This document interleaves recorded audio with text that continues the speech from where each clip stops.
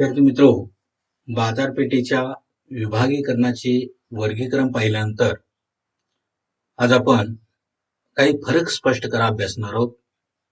त्यामध्ये पहिला मुद्दा आहे अल्प मुदतीचे आणि दीर्घ मुदतीचे विक्री पूर्वानुमान यामधील फरक. अल्प मुदतीचे आणि दीर्घ मुदतीचे विक्री पूर्वानुमान.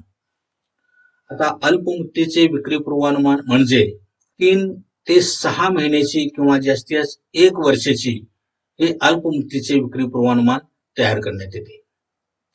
आता हे विक्री पूर्वानुमान अल्प मुदतीचे असते, 3 ते 6 महिन्याचे असते, जास्तीत जास्त 1 वर्षाचे असते, म्हणून याला अल्प मुदतीचे विक्री पूर्वानुमान असं म्हणतात.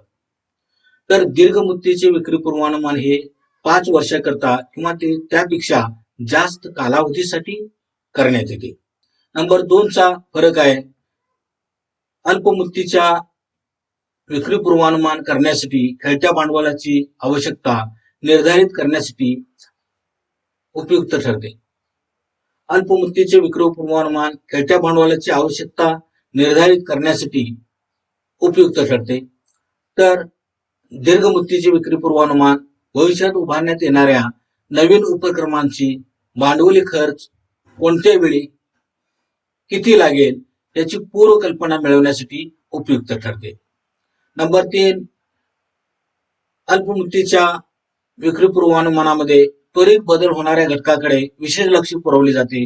उदाहरणार्थ नवीन आदेश मिळवणे, स्पर्धकांच्या घडामोडी, डीलर्सकडे असलेला माल इत्यादी. तर दीर्घ मुदतीच्या विक्री पूर्वानुमानामध्ये भविष्यात संभाव्य बदल होणाऱ्या घटकाविषयी अंदाज घेतला जातो. नेक्स्ट नंबर 4, अल्प मुदतीचे विक्री पूर्वानुमान जास्त लवचिक असते, तर दीर्घ मुदतीचे विक्री पूर्वानुमान जास्त लवचिक असण्याची आवश्यकता नसते.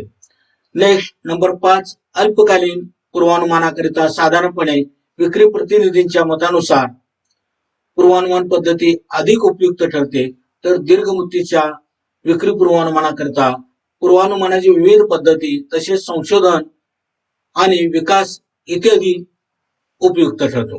बघा, difference between short term and long term sales forecasting. Short term forecasting means the short term forecast is 3 to 6 months or maximum 1 year. Long term sales forecast is for 5 years or more. Short term forecasts are useful for determining the needs for working capital. Long term sales forecasting, it is useful to get an ideas of the capital cost of new ventures to be set up in future. Short-term forecasting, special attention is paid to the rapidly changing factor such as new orders, competitors, activities goods with dealers, etc. Long-term forecasting takes into account factors that may change in the future. Next, short-term forecast should be more flexible. Long-term sales forecasting, there is no need to be overall flexible. Next, short-term forecasting, the forecasting method is generally considered useful in the opinion of the sales representative. Long-term sales forecasting is various methods of forecasting as well as research and development, etc. are useful for long-term sales forecasting. पुढचा मुद्दा आहे वरिष्ठांच्या आणि विक्री प्रतिनिधींच्या मतावर आधारित विक्री पूर्वानुमान पद्धती यामधील फरक. वरिष्ठांच्या आणि विक्री प्रतिनिधींच्या मतावर आधारित विक्री पूर्वानुमान. आता वरिष्ठांच्या मतावर आधारित विक्री पूर्वानुमान म्हणजे या पद्धतीमध्ये संभाव्य विक्री बद्दल वरिष्ठ अधिकाऱ्यांची मते व विक्री दृष्टिकोन विचारात घेऊन विक्री पूर्वानुमान निश्चित केले जातं. तर विक्री प्रतिनिधींच्या मतावर आधारित विक्री पूर्वानुमान यामध्ये विक्री प्रतिनिधी किंवा विक्रेते यांची मते व दृष्टिकोन विचारात घेऊन या आधारावर विक्रीचे पूर्वानुमान निश्चित केले जाते. नंबर 2, वरिष्ठांच्या मतावर आधारित विक्री पूर्वानुमान यामध्ये वरिष्ठ अधिकारी हे अनुभवी असतात, बाजारपेठेतील परिस्थिती त्यांना अवगत असते व भविष्यकालीन घटनांबद्दल अंदाज करण्याची क्षमता त्यांच्यामध्ये असते. या आधारावर हे अनुमान केले जाते. तर विक्री प्रतिनिधीच्या मतावर आधारित पूर्वानुमान यामध्ये विक्रेत्यांचा ग्राहकांची प्रत्यक्ष व नियमित संबंध येत असतो. त्यांना ग्राहकांच्या अपेक्षा, विचार, मागणी याबाबत पुरेशी माहिती असते. त्यांनी व्यक्त केलेल्या मतांच्या आधारावर अनुमान केले जाते. नेक्स्ट नंबर 3, वरिष्ठांच्या मतावर आधारित विक्री पूर्वानुमान ही पद्धत सुलभ, कमी खर्चाची व जलद गतीची आहे. तर विक्री प्रतिनिधींच्या मतावर आधारित विक्री पूर्वानुमान ही पद्धत तुलनात्मक दृष्ट्या वेळ खाणारी आणि थोडीफार खर्चिक आहे.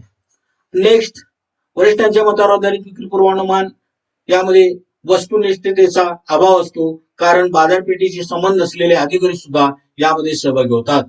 विक्री प्रतिनिधींच्या मतावर आधारित पूर्वानुमान यामध्ये वस्तुनिष्ठता किंवा वास्तविकता असते.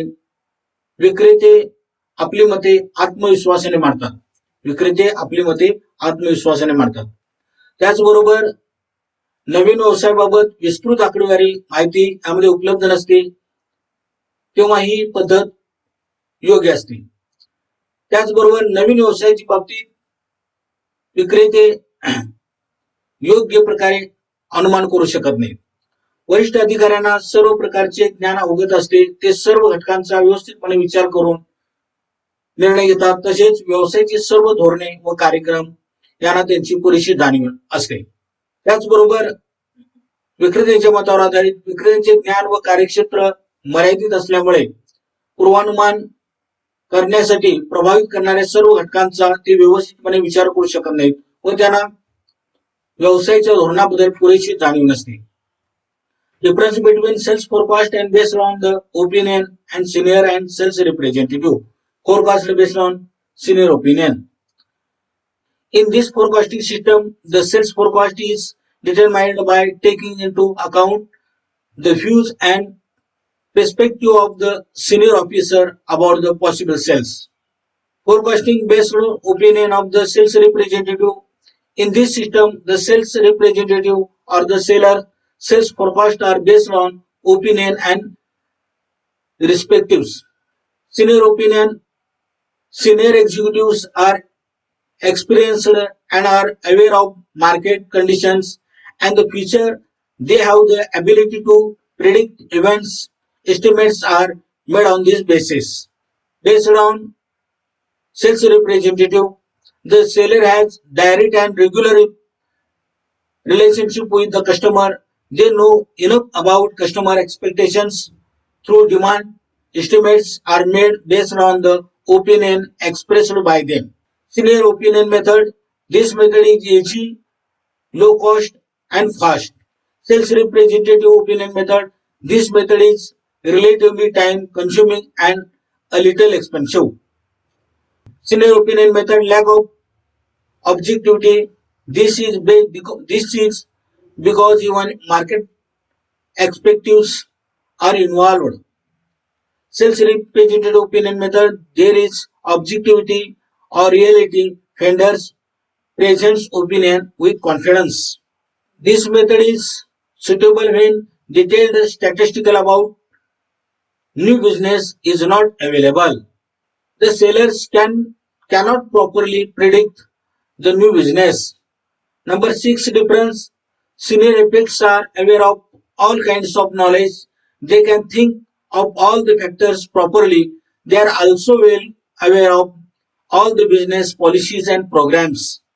Next, because of the limited knowledge and scope of the vendors, they cannot properly consider all the factors affecting the forecast and are not sufficiently aware of the business policies.